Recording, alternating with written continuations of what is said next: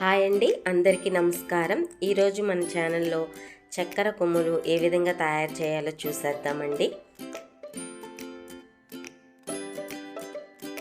Hi friends, ఎలా ఉన్నారు? బాగున్నారా? నేను బాగున్నాను. నేను మీ రత్నారావు. అందరికీ నమస్కారం, వణక్కం.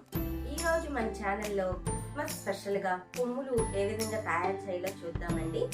మా చిన్న వయసులో కొమ్ములు స్వీట్ షాప్లో బాగా దొరికాయండి. ఇప్పుడంటే దొరకట్లేదు, కొన్ని ప్రాంతాల్లో దొరుకుతున్నాయి. మరి అలాంటి కొమ్ముల్ని ఏ విధంగా తయారు చేయాలో మన ఛానల్లోకి వెళ్ళిపోయి చూసేద్దాం రండి. ముందుగా ఒక శుభ్రమైన పాత్ర తీసుకుని దాంట్లో 1 కప్పు వరకు మైదా పిండి వేసుకోవాలండి. ఈ మైదా పిండి ప్లేస్లో మీరు గోధుమ పిండి అయినా ఉపయోగించవచ్చండి. దాంట్లో 1/4 టీ స్పూన్ ఉప్పు వేసుకున్నామండి. స్వీట్లో ఇట్లా ఉప్పు వేసుకోవటం వల్ల మంచి టేస్ట్ వస్తుందండి మనకి. ఇప్పుడు ఈ మైదా పిండి ఉప్పు కలిసేటట్టు ఒక్కసారి కలుపుకుందామండి.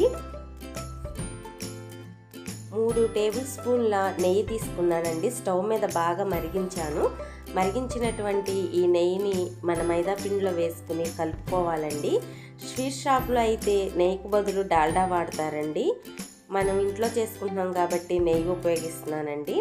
ఇప్పుడు ఈ నెయ్యిని ఈ పిండిని బాగా కలిసేటట్టుగా ఇలా పొడి పిండి ఇలా చల్లుకుంటూ వేడివేడిగా ఉంటుంది కదండి, కలుపుకోవాలండి. లేకపోతే స్పూన్తో అయినా మీరు కలుపుకోండి, మీకు ఇలా వేడి పట్టలేను అని అలవాటు లేనోళ్ళు. ఇలా చేత్తో కలుపుకుని చూడండి, నేను ఇలా ముద్దలాగా చేస్తున్నాను. మన పిండి ఇలా పట్టుకుని ముద్దలాగా చేస్తే ముద్దకి రావాలండి, అప్పుడైతేనే మనం బాగా కలిపినట్టు. అలా పట్టుకుని చూసినప్పుడు పిండి కానీ ముద్దకు రాకపోతే ఇంకా 2-3 టేబుల్ స్పూన్ల నెయ్యి యాడ్ చేసుకోండి. కంపల్సరిగా మన పిండి అలా ముద్దకు రావాలండి. కొంచెం కొంచెం నీళ్లు పోసుకుంటూ వీడియోలో చూపించినట్లుగా పిండిని మెత్తటి చపాతీ పిండిలాగా కలుపుకుని ఒక 10 మినిట్స్ పక్కన పెట్టుకోవాలండి. కవర్ చేసి మూత పెట్టుకుని 10 మినిట్స్ తర్వాత పిండి తీసుకుని వీడియోలో చూపించిన విధంగా ఇలా కిందకి నొక్కుకోవాలండి. అంటే పైన పగుళ్ళేమి రాకుండా ఉండటానికండి. అలా నొక్కుకున్న దాన్ని కిచెన్ టాప్ పైన పెట్టి చపాతీ కర్రతో ఒత్తుకోవాలండి. బాగా పలసగా ఒత్తకూడదండి, నేను చూపిస్తాను. కొంచెం మందంగానే ఒత్తుకోవాలండి, అట్లానే మరీ మందంగా ఒత్తుకోకూడదండి.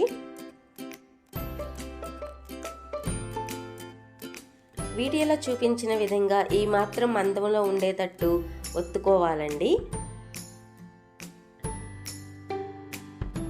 ఇప్పుడు మనం దీన్ని స్క్వేర్ షేప్లో కట్ చేసుకుందామండి. వీడియోలో చూపించిన విధంగా ఇలా చుట్టుపక్కల ఎక్స్ట్రా పిండి వస్తుంది కదండి, దాన్ని కూడా మనం రీయూజ్ చేయొచ్చండి. దాన్ని కూడా ముద్దలాగా చేసి మళ్ళీ చపాతీలాగా చేసి ఇలా స్క్వేర్ షేప్లో కట్ చేసుకోవచ్చండి. చూడండి, 1 ఇంచ్ మందంతో నేను కట్ చేస్తున్నాను. 1 ఇంచ్ కన్నా కొంచెం తక్కువగానే ఉంటుందండి. ఇలా బారుగా కట్ చేసుకుందామండి వీడియోలో చూపించిన విధంగా. ఇలా కట్ చేసినటువంటి వాటిని మళ్ళీ బారుగా ఇలా కట్ చేసుకుందామండి వీడియోలో చూపించిన విధంగా. మీకు నచ్చితే డైమండ్ షేప్లో కూడా కట్ చేసుకోవచ్చండి. ఇలా కట్ చేసినటువంటి ఈ పీసెస్ని మనం ఒక ప్లేట్లో పెట్టుకుందామండి. చూడండి, మొత్తం పెట్టిన తర్వాత నేను చూపిస్తున్నాను.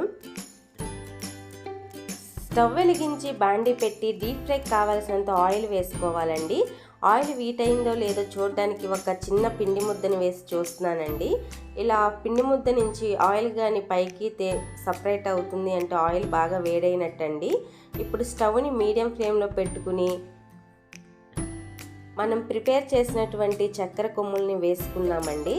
ఇలా ఒక్కొక్కటిగా వేసుకుని ఫ్రై చేసుకుందామండి.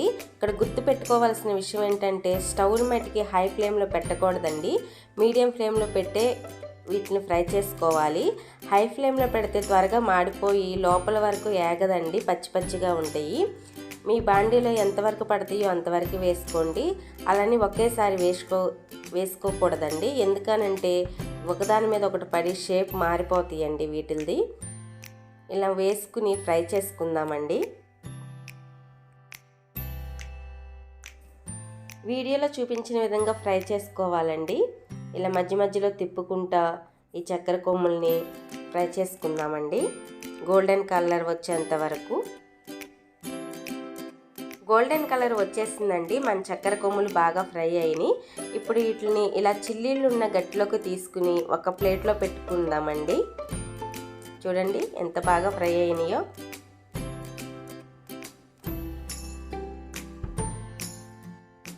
ఇదే విధంగా మిగిలిన ఆయిల్ అన్నిటిని ఇలాగే వేసుకుని ఫ్రై చేసుకోవాలండి, వీడియోలో చూపించిన విధంగా.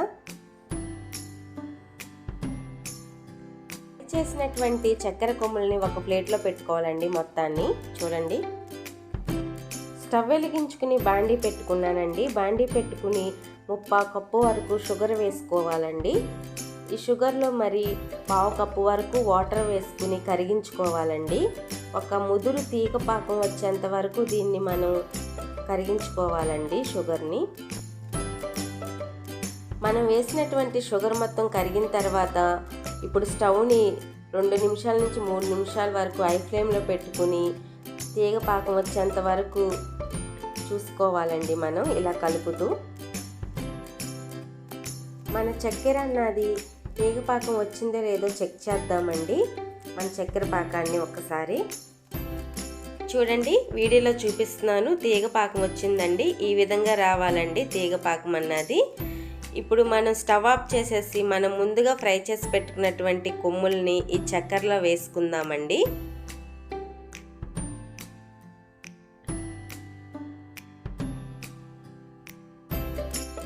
స్టవ్ మీద నుంచి బాండీ పక్కన పెట్టేసానండి తీసి. ఇలా కలుపుకుంటూ ఉండాలండి. ఇలా కలుపుకుంటూ ఉంటే ఈ చక్కెర మొత్తం మనం ప్రిపేర్ చేసి పెట్టినటువంటి కొమ్ములకి లోపల వరకు బాగా వెళ్తుందండి. టేస్ట్ బాగుంటుందండి. మధ్య మధ్యలో ఇలా కలుపుకుంటూ ఉండాలండి. చూడండి, ఈ చక్కెర అన్నది గట్టిపడిపోతుంది, త్వరగానే గట్టిపడిపోతుందండి. మధ్య మధ్యలో ఇలా కలుపుకుంటూ ఉందామండి. మీరు కానీ చక్కెర అంతగా వద్దు అనుకున్న వాళ్ళు ఈ స్టేజ్లో ఉన్నప్పుడు తీసేసుకుని ఒక ప్లేట్లో పెట్టుకోవచ్చండి. లేదు మాకు చక్కెర బాగుంటుంది, మేము తినగలము అనుకున్న వాళ్ళు ఇలా కలుపుకుంటూ ఉంటే ఈ ఉన్న చక్కెర మొత్తం పీల్చుకుంటాయండి మన కొమ్ములు. చూడండి, చూస్తూ ఉండంగానే గట్టిపడిపోయినాయి. చక్కెర కోటింగ్ అంతా ఈ కొమ్ములకి పైన చక్కగా కోట్ అయింది. చూడండి, మన చక్కెర కొమ్ములు రెడీ అయిపోయినాయి ఫ్రెండ్స్.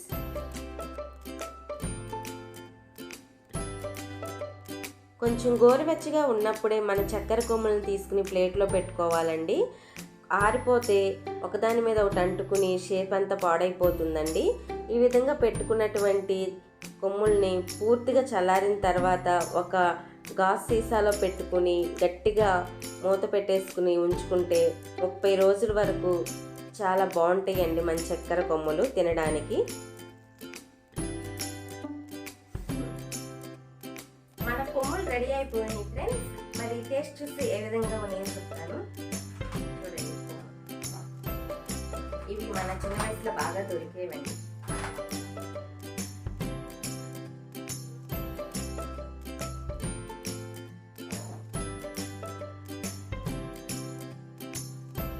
బాగున్నాయి ఫ్రెండ్స్.